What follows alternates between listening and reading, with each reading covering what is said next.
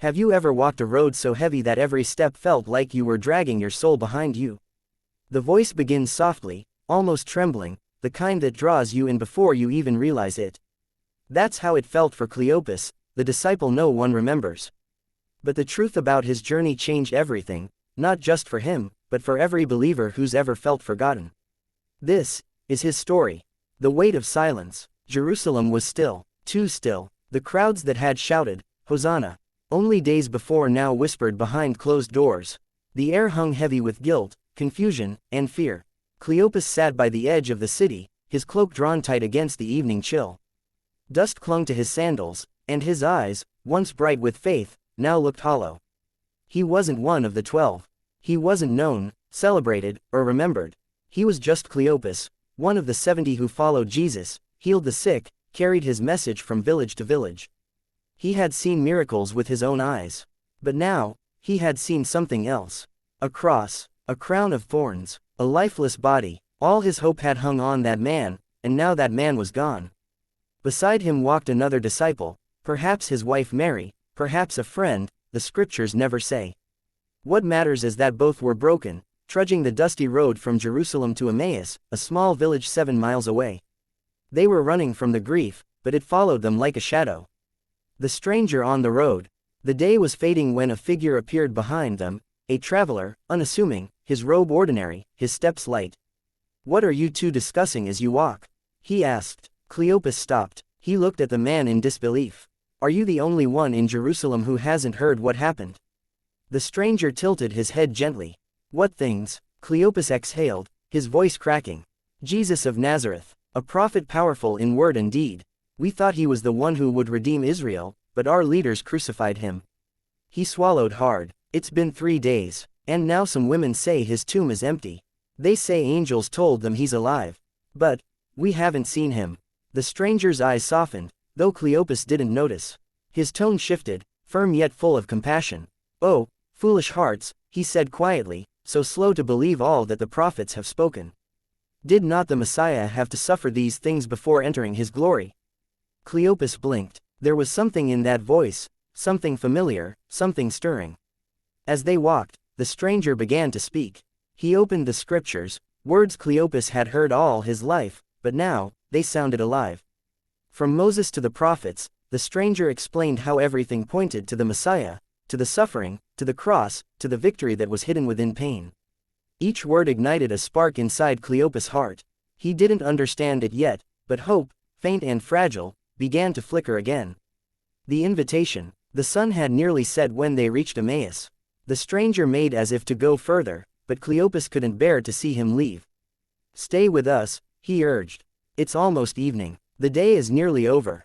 The man nodded and followed them inside. The home was simple, a clay lamp flickering in the corner, the smell of bread and oil in the air. They sat at a small table, weariness hanging over them like fog. The stranger reached for the loaf of bread. He lifted it, blessed it, broke it, and gave it to them. And in that instant, their eyes were opened. The air shifted. The light in the room seemed to grow brighter.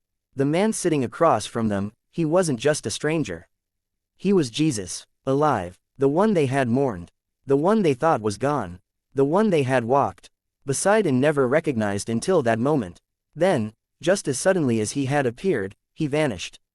But the fire he lit inside them did not.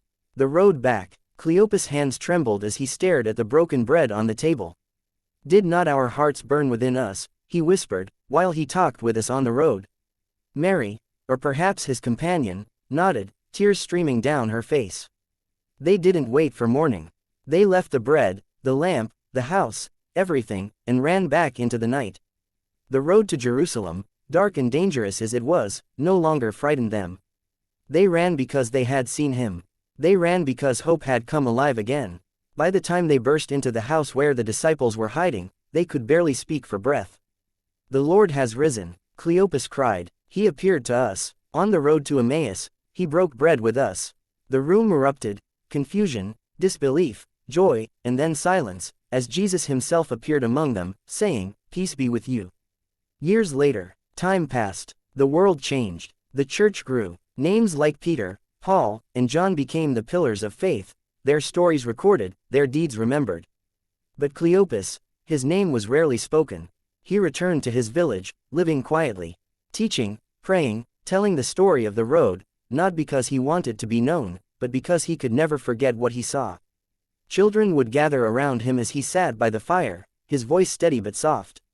"Remember," he'd say, "Jesus doesn't just meet you in the temple or the crowd. He meets you on the road, especially the road of sorrow." He'd pause, eyes glistening in the firelight. You may not see him at first. You may think he's just a stranger. But when the moment comes, when he breaks the bread, your heart will know. And in those quiet moments, the children would understand that faith is not about fame or recognition. It's about walking, even when your hope feels buried in a tomb. The forgotten disciple. Cleopas' story was nearly lost to time. History forgot his name, but heaven didn't. Because Cleopas stands for everyone who has ever felt unseen. For every believer who's ever whispered, "Why me, Lord? Why have you gone silent?" For every heart that's walked the road of grief, thinking God had turned away. The truth about Cleopas is the truth about us.